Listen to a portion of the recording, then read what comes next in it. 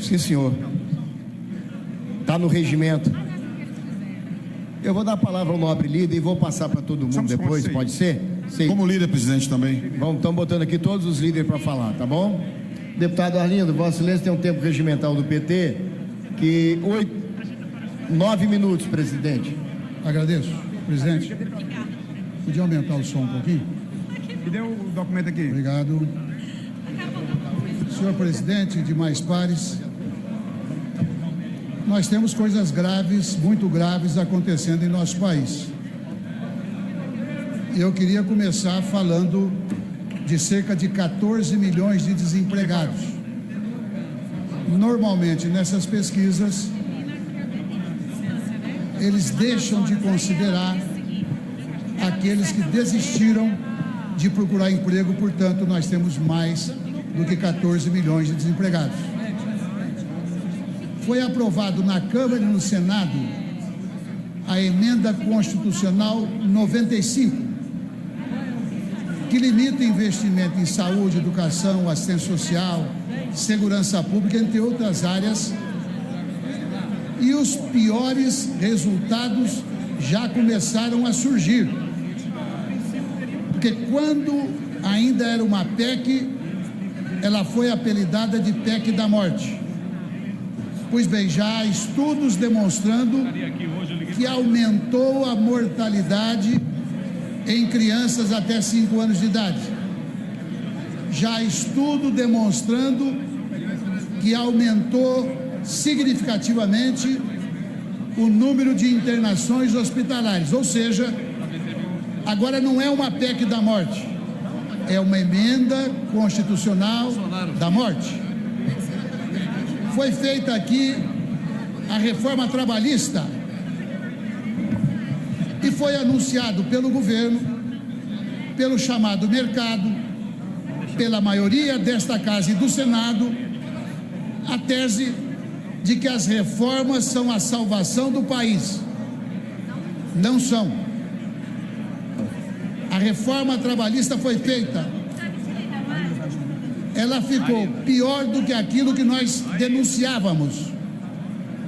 Porque, entre outras coisas, o novo contrato de trabalho, que é o trabalho intermitente, não atingiu apenas os profissionais menos qualificados, atingiu também, mas chegou a atingir professores universitários.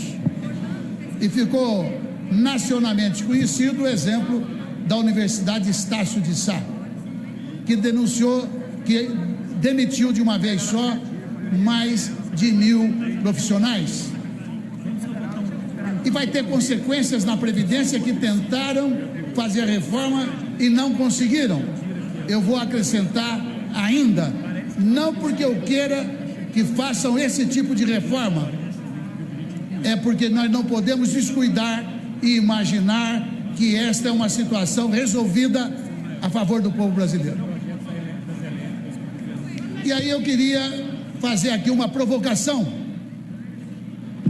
porque quando o Macri era recebido em todos os encontros mundiais, ele era apresentado como liberal Macri.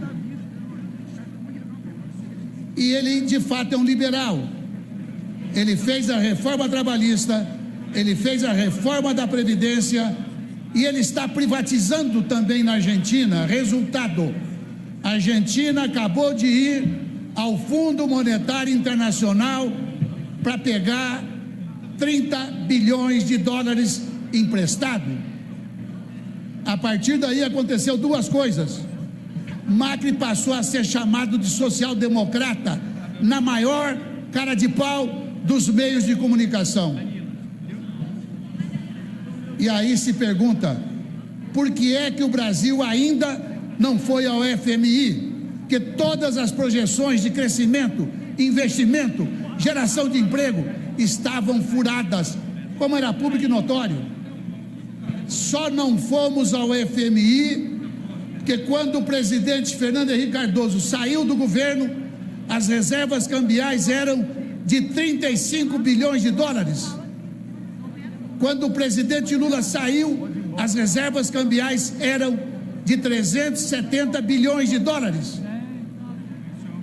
E o Meirelles, que foi ministro do governo Lula, sabe que não pode queimar as reservas cambiais, porque é a única maneira de provar para os chamados investidores que o Brasil tem dinheiro para honrar seus compromissos. Senão, já teria havido fuga de capitais.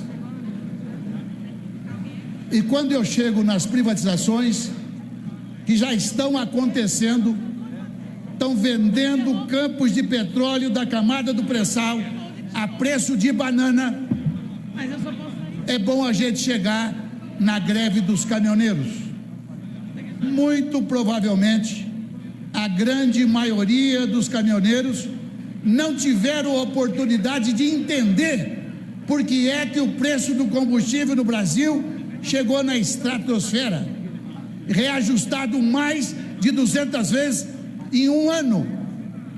É exatamente porque a política de destruição da Petrobras, ela acontece sem que as pessoas percebam e muito menos entendam, porque a propaganda toda é que a Petrobras está sendo recuperada. Deixaram de funcionar propositadamente as refinarias em percentuais variados.